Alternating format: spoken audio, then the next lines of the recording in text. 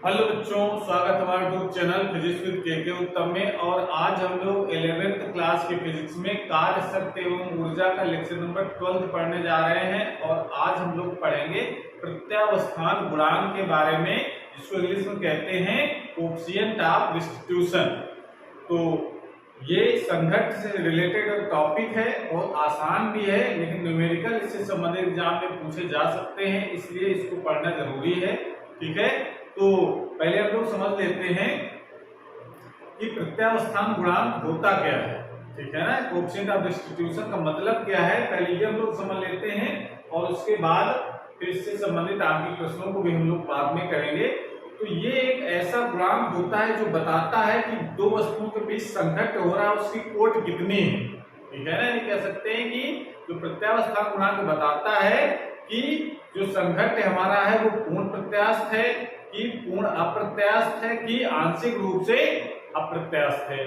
ठीक है ना, तो इसको समझने के लिए हम ये समझते हैं कि जब दो वस्तुएं आपस में टकराती हैं, इस संघट्ट जब होता है दो वस्तुओं में, इस हमारे एक वस्तु हो गई जिसका द्रव्यमान है m1 और ये u1 वेग से चल रही है, और दूसरी वस्तु है इसका द्रव्यमान है m2, ये u2 वेग से चल रही है। ये आपस में टकराती हैं, ठीक है, और टकराने के बाद ये हमारी दो वस्तुएं इस तरीके से टकराई, m1 द्रव्यमान की और m2 द्रव्यमान की, और टकराने के बाद फिर दोनों ये अलग अलग चलने लगती हैं। m1 द्रव्यमान की वस्तु चलती है v1 वेग से और m2 द्रव्यमान की जो वस्तु है वो v2 वेग से चलने लगती है। तो संघट्ट से पहले, ये संघट्ट हुआ आपस में टकराए, तो संघट्ट से पहले जो वेग होता है ये कहलाता है वेलोसिटी ऑफ अप्रोच, यानी एक दूसरे की तरफ आ रहे हैं। भाई ये एक तरफ एक दूसरे टकराएंगे, जब u1 is greater than u2 रहेगा तभी ये टकराएंगे। तो इसको कहा जाता है वेलोसिटी ऑफ अप्रोच, एक दूसरे के पास आ रहे हैं। टकराने के बाद जब दूर दूर हटते हैं तो इसको कहा जाता है velocity of approach, velocity of separation. तो वेलोसिटी ऑफ अप्रोच और वेलोसिटी ऑफ सेपरेशन इसको इंग्लिश में कहते हैं, यानी पास आने का जो सापेक्ष वेग है या इसको आपेक्षिक वेग भी कहते हैं, और दूर जाने वाले यानी संघट्ट के बाद का जो आपेक्षिक वेग है। ठीक है, तो ये जो रेशियो होता है दोनों का कि संघट्ट के बाद बिंदुओं का आपेक्षिक वेग और संघट्ट से पहले का आपेक्षिक वेग का जो अनुपात होता है वो एक कांस्टेंट वैल्यू होती है, जिसको कहा जाता है प्रत्यावस्थान गुणांक कहते हैं। तो ये जो आपेक्षिक वेग है जिसको हम लोग लिख सकते हैं v2 माइनस v1। ठीक है ना, इस m2 द्रव्यमान का वेग इस m1 द्रव्यमान के सापेक्ष कितना है। ठीक है ना, ये वैल्यू हो गई। और इसको लिखा जा सकता है u1 minus u2। u1 minus u2 का मतलब पहले यानी m1 द्रव्यमान के का वेग m2 द्रव्यमान के सापेक्ष कितना है। इन दोनों का जो अनुपात होता है, यानी परिभाषा के अनुसार सूत्र क्या लिखेंगे प्रत्यावस्थान गुणांक को, प्रत्यावस्थान जो गुणांक होता है उसको हम लोग ई से प्रदर्शित करते हैं। तो परिभाषा हम लोग जो लिखते हैं वो क्या लिखेंगे, संघट्ट के पश्चात पिंडों के आपेक्षिक वेग। पिंडों का आपेक्षिक वेग कितना होगा, आपेक्षिक का मतलब रिलेटिव वेलोसिटी कितनी है। ठीक है ना, तो रिलेटिव वेलोसिटी निकालेंगे, दोनों को सब्ट्रैक्ट करके बाद वाला जो दूसरा जो पिंड है v2 माइनस v1 करेंगे, तो v2 माइनस v1 अपॉन संघट्ट से पहले का आपेक्षिक वेग u1 माइनस u2, इनका जो अनुपात होगा उस अनुपात को कहा जाता है प्रत्यावस्थान गुणांक कहते हैं। तो ये इसका मेन फार्मूला है प्रत्यावस्थान गुणांक का, जिसको हम लोग इंग्लिश में कहते हैं कोएफिशिएंट ऑफ डिस्ट्रीब्यूशन। अब ये तो एक जनरल सा संघट्ट हो गया, चाहे प्रत्यास्थ संघट्ट हो, चाहे अप्रत्यास्थ संघट्ट हो, चाहे आंशिक प्रत्यास्थ संघट्ट हो, ये तो सभी संघट्टों के लिए फार्मूला हो गया। ठीक है, अब पूर्ण प्रत्यास्थ संघट्ट अगर होता है तो सिचुएशन क्या होती है, तो समझा। तो परिभाषा आप नोट कर लीजिए पहले, संघट्ट के पश्चात पिंडों के आपेक्षिक वेग तथा संघट्ट से पहले बिंदुओं के अपेक्षिक वेग अपेक्षित वेग को हमने संघट्ट से बाद जो अपेक्षित वेग है u2 माइनस u1, जिसको संघट्ट अपेक्षित वेग जो संघट्ट के बाद होता है उसको कहा जाता है वेलोसिटी ऑफ सेपरेशन, और संघट्ट से पहले जो अपेक्षित होता है उसको कहा जाता है वेलोसिटी ऑफ अप्रोच। इनका रेशियो होता है उसको हम लोग कहते हैं कोएफिशिएंट ऑफ डिस्ट्रीब्यूशन यानी प्रत्यावस्थान गुणांक कहा जाता है। ठीक है, तो ये इसकी डेफिनेशन लिख लीजिए पहले, उसके बाद फिर जरा हम अलग अलग संघट्टों के लिए ई की वैल्यू देखते हैं कितनी होगी।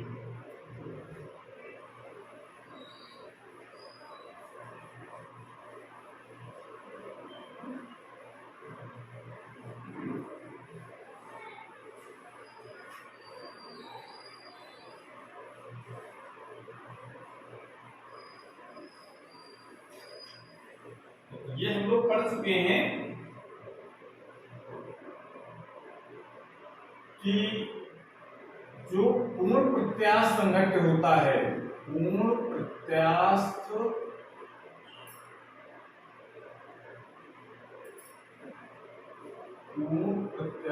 संघट्ट के लिए एक इक्वेशन हम लोग निकाल चुके हैं, वीडियो हमारे सारे देख रहे हैं, तो इसमें वन डायमेंशनल इलास्टिक कोलिजन जहां पढ़ा हम लोगों ने, वहां पर एक इक्वेशन निकल करके आई थी कि u2 माइनस u1 निकला था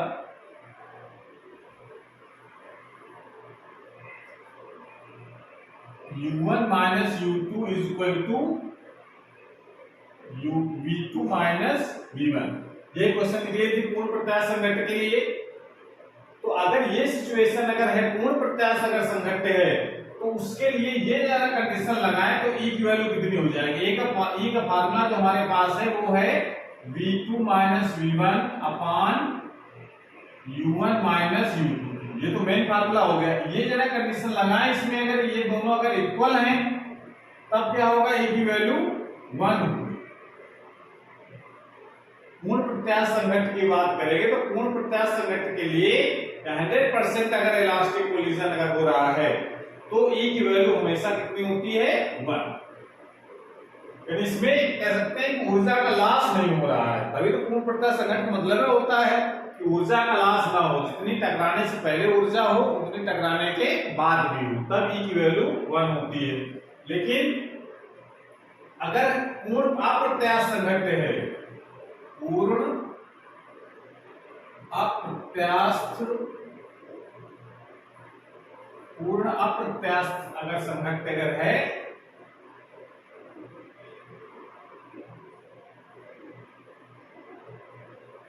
तब क्या होगा, तब एक्चुअल में पूर्ण संघट्ट के लिए अगर बात करेंगे हम लोग, तब पूर्ण प्रत्यास्थ संघट्ट किसको कहते हैं, जब दो वस्तुएं आपस में टकराएं, m1 और m2 द्रव्यमान की u1 और u2 एक से अगर चल रही हैं तो ये टकराने के बाद दोनों वस्तुएं एक ही में चिपक जाए तो कहा जाता है ये पूर्ण अप्रत्यास्थ संघट्ट है। तो पूर्ण अप्रत्यास्थ संघट्ट का मतलब ये दोनों जब एक साथ चिपक जाएंगे तो दोनों की वेलोसिटी क्या हो जाएगी, सेम। यानी कह सकते हैं संघट्ट के बाद ये जो v2 और v1 ये दोनों इक्वल हो जाएगा, दोनों साथ साथ चलेंगे तो v1 v2 क्या दोनों इक्वल हो गए। जब ये कंडीशन अगर हम लगाएंगे अपने मेन फार्मूले में तो प्रत्यावस्थान गुणांक होगा कितना, पूर्ण अप्रत्यास्थ संघट्ट की बात कर रहे हैं, ठीक है ना। अगर 100% इनइलास्टिक कोलिजन है तब ई की वैल्यू क्या हो जाएगी, ये दोनों इक्वल हो गए तो v1 v2 दोनों इक्वल हो जाएंगे तो ये पार्ट 0 आ जाएगा, तो ऊपर अगर 0 है तो टोटल मान भी 0 हो जाएगा। तो पूर्ण अप्रत्यास्थ संघट्ट के लिए बात कर रहे हैं तो ई की वैल्यू होती है 0। समझ आ रहा है। तो अब एक चीज ध्यान रखना है कि ये क्या बता रहा है, संघट्ट की कोट को बताता है कि प्रत्यास्थ जो संघट्ट हमारा है वो किस स्तर का है। अगर ई की वैल्यू 100% है, यानी ई की वैल्यू अगर 1 है तो इसका मतलब जो संघट्ट हमारा है वो पूर्ण प्रत्यास्थ संघट्ट है, ठीक है। और अगर ई की वैल्यू अगर 0 है तो संघट्ट हमारा कैसा है, पूर्ण अप्रत्यास्थ संघट्ट है, ठीक है। अगर, और ये भी आपको ध्यान रखना है कि कोई भी संघट ना 100% पूर्ण प्रत्यास्थ होता है ना 100% पूर्ण अप्रत्यास्थ होता है, इसके बीच में रहते हैं, जिसको आंशिक अप्रत्यास्थ संघट कह सकते हैं या आंशिक प्रत्यास्थ संघट भी कह सकते हैं, ठीक है ना। बीच वाले दोनों के, पूर्ण अप्रत्यास्थ और पूर्ण प्रत्यास्थ के बीच में जो होता है उसको हम लोग कहते हैं आंशिक प्रत्यास्थ संघट या आंशिक अप्रत्यास्थ संघट कहेंगे हम लोग। तो उसके लिए ई का जो मान होता है वो हमेशा 0 और 1 के बीच में होता है, ठीक है। तो ये इसको ध्यान रखेंगे, कह सकते हैं कि आंशिक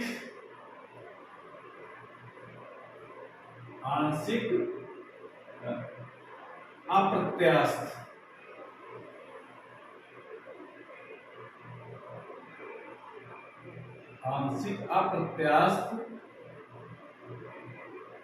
संघट के लिए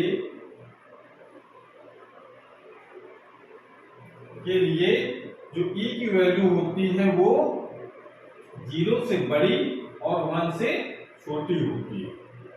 अगर 1 के अगर इक्वल हो जाएगा तो पूर्ण प्रत्यास्थ संघट हो गया, और 0 के इक्वल हो जाएगा तो पूर्ण अप्रत्यास्थ संघट हो गया। इसके बीच में अगर वैल्यू रहेगी तो वो कहलाएगा आंशिक अप्रत्यास्थ संघट, ठीक है ना। जो संभवतः इसी टाइप की घटनाएं दैनिक जीवन में घटती हैं, जो भी टक्कर होगी तो हमेशा आंशिक रूप से अप्रत्यास्थ होती है, ना 100% प्रत्यास्थ होती है, ना 100% अप्रत्यास्थ होती है।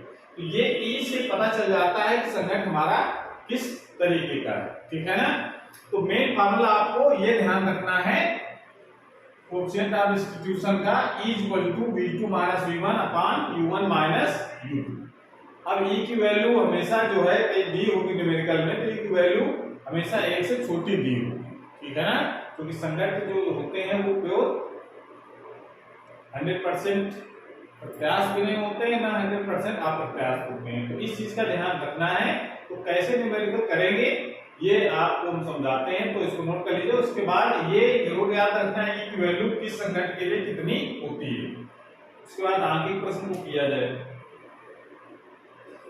आगे प्रश्न हम सिंपल से स्टार्ट करते हैं, और ये जो ई की वैल्यू है वो डिपेंड करती है कि जो वस्तुएं टकरा रही हैं वो किस टाइप की हैं। अगर पूर्ण प्रत्यास्थ वस्तुएं टकराती हैं तो पूर्ण संघट होगा, ठीक है ना। और अगर अप्रत्यास्थ वस्तुएं टकरा रही हैं आपस में तो पूर्ण अप्रत्यास्थ संघट होता है। और इसके बीच वाली टकराती है, ना पूर्ण प्रत्यास्थ वस्तुएं हैं ना पूर्ण अप्रत्यास्थ है, तो आंशिक प्रत्यास्थ या आंशिक अप्रत्यास्थ संघट होता है। तो जैसे अगर हम बात करते हैं, एक क्वेश्चन है कि अगर कोई गेंद है और ये पृथ्वी है या कोई फर्श है, इससे इसको ऊंचाई से इसको गिराई जाती है, तो जब गिराई जाएगी तो जब टकराने से पहले का वेग अगर पता है कि ये कितने वेग से टकरा रही है, u वेग से, और ये हमारी बॉडी है भाई, ये इसको एक पहली वाली बॉडी कहेंगे और ये दूसरी, भाई दो वस्तुएं टकरा रही है, एक गेंद और एक फर्श। तो इसके बीच जो संघट के बीच जो प्रत्यावस्थान गुणांक है उसको हम मान लेते हैं ई है। प्रत्यावस्थान गुणांक कितना है? ई। अब ई की वैल्यू जो भी हो, ई जितना है वो वैल्यू नहीं रखिए। जनरल क्वेश्चन है कि अगर यू वेग से टकराती है किसी फर्श से, तो बताना है कि टकराने के बाद का वेग कितना होगा। यानी संघट से पहले का वेग पता है u है, तो संघट के बाद का वेग बताओ कितना होगा। और हमको पता है कि उस संघट का जो प्रत्यावस्थान गुणांक है वो कितना है? e है। तो इस कैसे किया जाए, इसके लिए देखो, संघट ये जो फर्श हमारी है ये भी स्थिर अवस्था में, तो शुरू में उसका वेग कितना है? पहली वस्तु ये है, टकराने से पहले, यहां पर वेग कितना है मतलब नहीं, टकराने से पहले वेग हमने दे रखा है कि u है, ठीक है ना। और टकराने के बाद का वेग पूछ रहा है, ध्यान रखना ये नहीं कि यहाँ पर वेग u है और टकराया तो वेग कितना होगा, वो क्वेश्चन अलग हो गया। टकराने से पहले कितना वेग और टकराने के बाद कितना वेग, ये बात है। तो टकराने के पहले कितना वेग है u, टकराने के बाद कितना वेग हो जाएगा, ये हमको ज्ञात करना है। तो आप इसका मतलब कह सकते हैं कि क्वेश्चन है गेंद को फर्श से टकराने से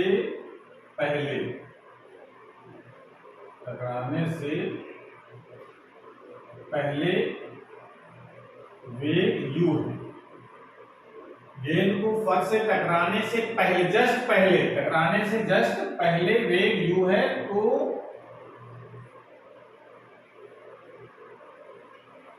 टकराने के बाद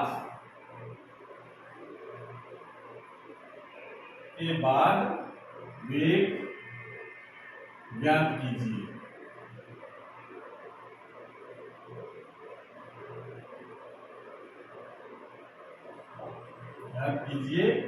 जबकि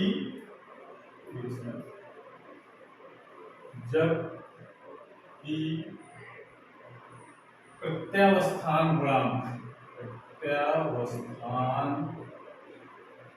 गुणांक ई, ये क्वेश्चन है। तो इसके लिए जरा E इक्वल होगा V2 माइनस V1 अपान U1 माइनस U2। तो ये पहली क्वाड्रेटी हो गई गेंद, दूसरी क्वाड्रेटी हमारी है फर्श, दोनों टकराए। तो टकराने के पहले वेग कितना है? तो टकराने के पहले इस वस्तु का वेग है u। तो इसका मतलब u जो है ये किसका काम कर रहा है? टकराने से पहले वेग एक वस्तु का है, तो इसका मतलब u1 का काम करेगा ये, ठीक है ना। तो u1 की वैल्यू इसमें दे रखी है u, और u2 ये हमको ज्ञात करना है, ठीक है ना। टकराने के बाद मान लेते हैं, टकराने के बाद उसका वेग थोड़ी देर के लिए हम मान लेते हैं, टकराने के बाद उसका वेग हो जाता है v, ठीक है ना। तो इसका क्वेश्चन के हिसाब से u1 की वैल्यू कितनी है? u के बराबर है, और u2 की वैल्यू कितनी है? टकराने के बाद ये टकराने से पहले वस्तु का वेग, ठीक है, और टकराने के बाद ये u2 क्या होता है? दूसरी वस्तु का वेग। दूसरी वस्तु का वेग कितना है? दूसरी वस्तु का वेग है 0, ठीक है। और ये v1 की वैल्यू कितनी होगी टकराने के बाद? ये तो दोनों टकराने से पहले हो गए, टकराने से पहले उसका वेग है गेंद का u1, और टकराने से पहले फर्श का वेग है u2। फर्श तो चल ही नहीं रहा है। टकराने के बाद गेंद का वेग हो गया है v, और टकराने के बाद फर्श का वेग है वो 0 है। ये सिचुएशन आपको लागू करनी है, ठीक है। तो क्या करेंगे हम लोग? देखो इसमें समझ में आया? ये टकराने के पहले ये 1 जो नंबर लिखा है कि पहली वाली हो गई, तो पहली वस्तु का वेग u, ये तो क्वेश्चन में दे रखा है। टकराने के बाद जो पहली वस्तु है उसका वेग हमको ज्ञात करना है, ये तो हमको वेग ज्ञात करना है कितना होगा, ठीक है। और टकराने के बाद जो दूसरी वस्तु है उसका वेग है 0। वो टकराने के बाद भी फर्श वहीं पर रहेगी, और टकराने से पहले फर्श, टकराने के बाद फर्शों का जो वेग है वो तो 0 रहेगा हमेशा। अब देखिए टकराने के पहले इसका वेग नीचे की तरफ था, टकराने के बाद उसका वेग ऊपर की तरफ हो जाएगा, तो आप इस चीज को माइनस भी लिख सकते हैं। ये हमने मान लिया है, इसी को हमको ज्ञात करना है कितना हो। अब जरा ये वैल्यू रखो इसमें, v2 का मान कितना है 0, माइनस v1 माइनस v अपान u1 कितना है u, माइनस u2 कितना है 0, ठीक है। तो ये कितना हो जाएगा v अपान u, ये e इक्वल टू हो गया, तो v इक्वल टू कितना हो जाएगा e इंटू u। ये क्वेश्चन इस तरीके से ये ध्यान रखना है। ऐसे टकराने से पहले अगर किसी वस्तु का वेग अगर u है, तो टकराने के बाद क्या हो जाएगा e का उसमें और मल्टीप्लाई हो जाएगा, ठीक है, ये क्वेश्चन इस तरीके से है। जैसे वाले क्वेश्चन इस तरीके से हो कि कोई गेंद है वो फर्श से 10 मीटर पर सेकंड के वेग से टकराती है, तो बताओ टकराने के बाद उसका वेग कितना होगा, जबकि E की वैल्यू दे रखी है 2, 0.2। E की वैल्यू कितनी है, 0.2 है। तो बताओ टकराने के बाद कितना वेग हो जाएगा, तो क्या निकालेंगे हम लोग, V = हो जाएगा E × U। E की वैल्यू है 0.2 और U की वैल्यू है 10, यानी आ जाएगा 2 आ जाएगा, 2 मीटर प्रति सेकंड। ये आंसर इसका हो जाएगा। समझ में आ रहा है? तो इस तरीके से ये क्वेश्चन को ध्यान रखेंगे कि टकराने से पहले अगर वेग अगर पता है फर्श से, तो टकराने के बाद का वेग निकालना है तो E का मल्टीप्लाई करके। क्लियर हो गया? तो ये क्वेश्चन इस तरीके से कर लेंगे। और दूसरी चीज इसमें ये है कि अगर थोड़ा सा इससे अलग हट करके क्वेश्चन लेते हैं, जैसे दूसरा क्वेश्चन है कि अगर हम ये कह दें कि कोई गेंद है वो किसी ऊंचाई से गिराई जाती है, मान लीजिए ये ऊंचाई हमारी दे रखी है h, यहां से गिराई गई, तो जब ये टकराने के बाद ये उछलेगी ऊपर, तो ये कितनी ऊंचाई तक जाएगी ये ज्ञात करना है, ये हाइट कितनी होगी।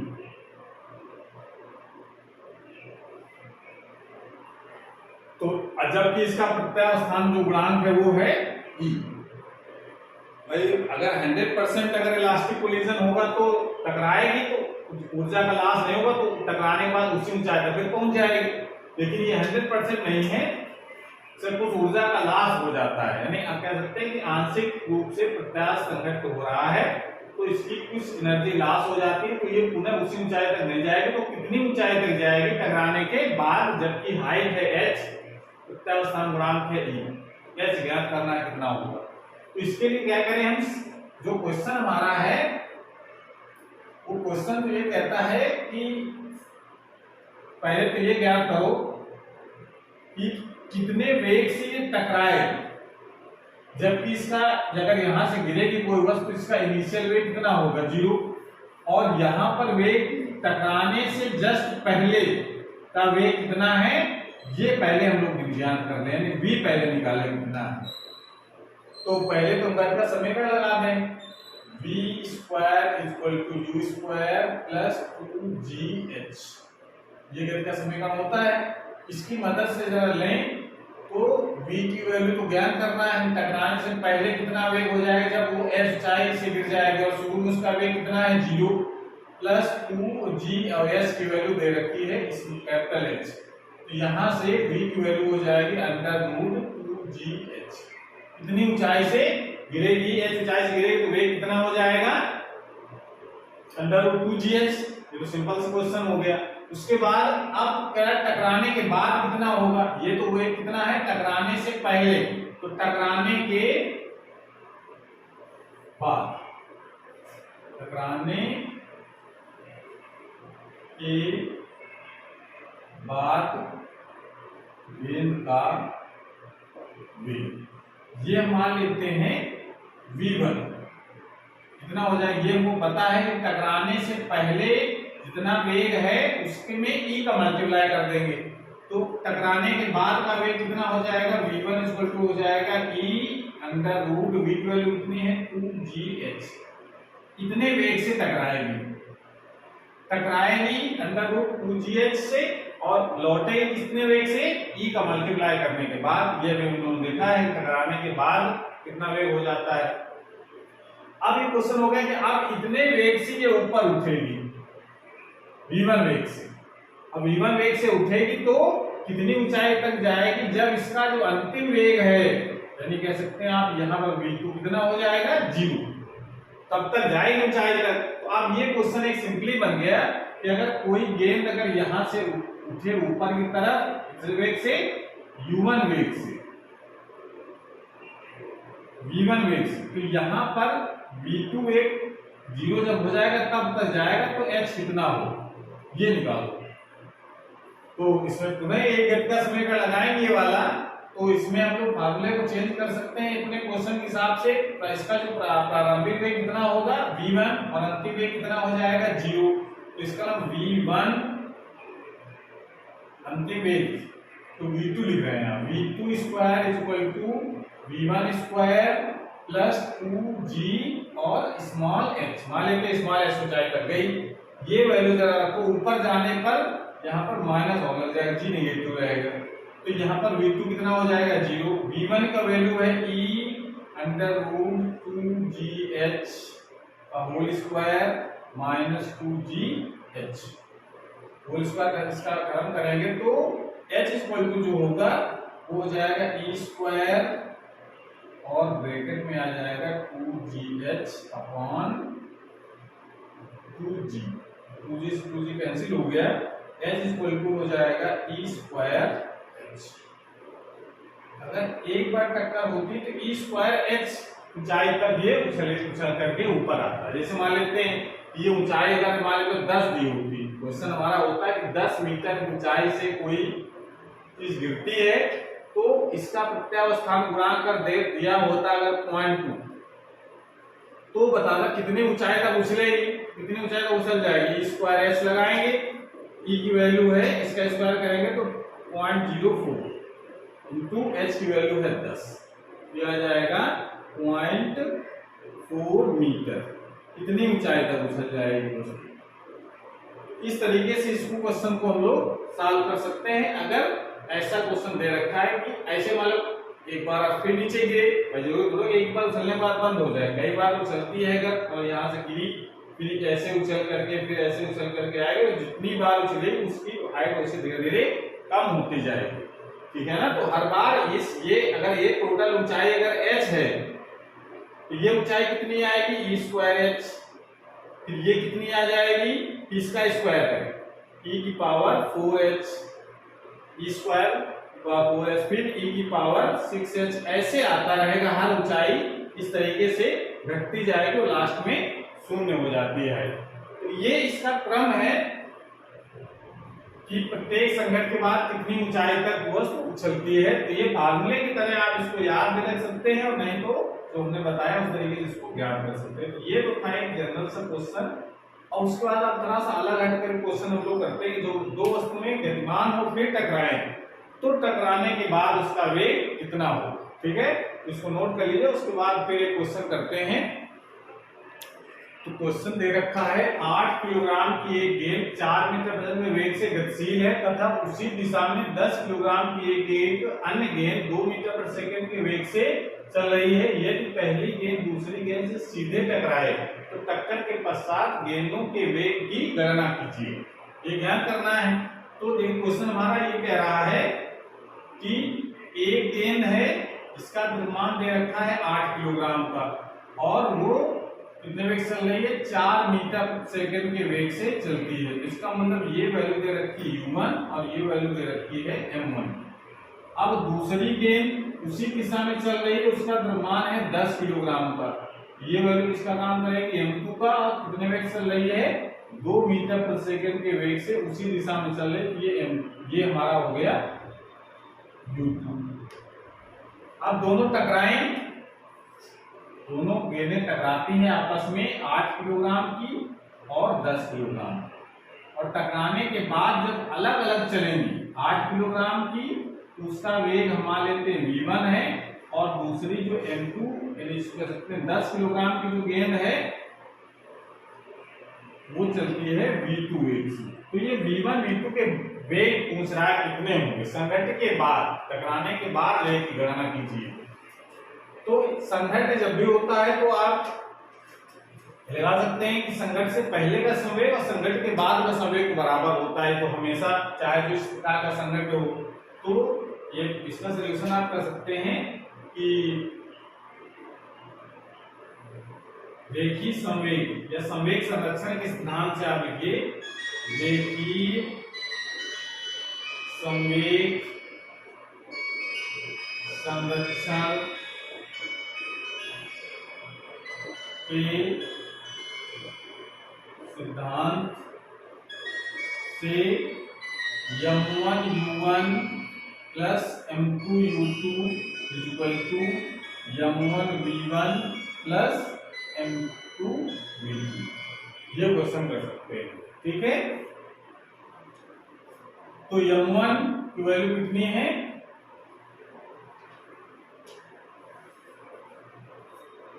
8, u1 4 प्लस m2 10, u2 है 2 is equal to m1 8 v1 ये ज्ञात करना है 10 v2 ये भी ज्ञात करना है।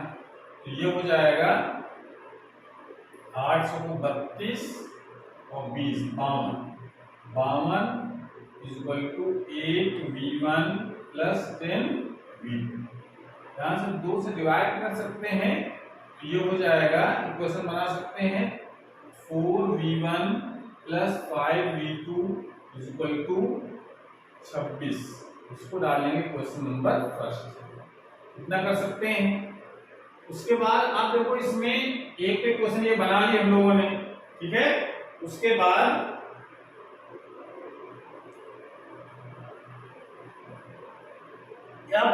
अभी आप जरा कोफिशिएंट वाला फॉर्मूला लगाओ, उसमें E इक्वल टू होता है v2 माइनस v1 अपान u1 माइनस u2। E की वैल्यू है 0.5, v2 ये हमको ज्ञात करना है, v1 ये भी ज्ञात करना है, u1 ये 4 और minus 2, v2 minus v1 is equal to कितना हो जाएगा 2, ये बचा बड़ा वर्ग से कराएंगे तो ये 1 हो जाएगा, ठीक है। यानी इसको लिख सकते हैं हम लोग v1 minus v1 plus v2 is equal to, या इसको सॉल्व करिए, एक क्वेश्चन पर आप डाल सकते हैं इसको सेकंड। अब जरा दोनों को सॉल्व करके v1 v2 की वैल्यू निकाल सकते हैं। तो सब यहां से आप v1 की वैल्यू निकालो कितनी हो जाएगी, तो v1 इक्वल टू हो जाएगा v2 माइनस 1, ये v1 equal to v2 minus 1, v1 का मान समीकरण 1 में रखने पर रख दो, इसको लगा दे ऊपर 1 में वैल्यू रखो इसकी,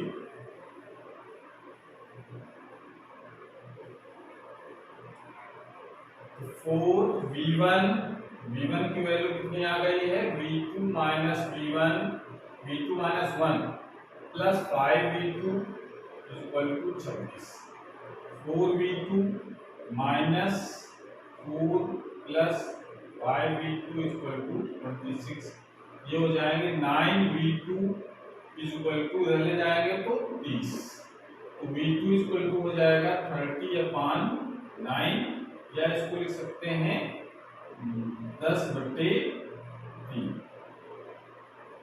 मीटर प्रति सेकंड। इतने वेग हो जाएगा टकराने से पहले दूसरी गेंद का। आप जरा ये v2 का मान समीकरण नंबर 2 में रख दो, v2 का मान समीकरण 2 में रख दोगे तो यहां से v1 की वैल्यू कितनी हो जाएगी, v2 का मान है 10/3 माइनस 1 यानी 7/3 मीटर प्रति सेकंड। ये दूसरा आंसर हो गया। इस प्रकार से 2 आंसर हम निकाल सकते हैं, संगठन के बाद कितना वेग हो जाएगा, ठीक है। तो इसको नोट कर लीजिए।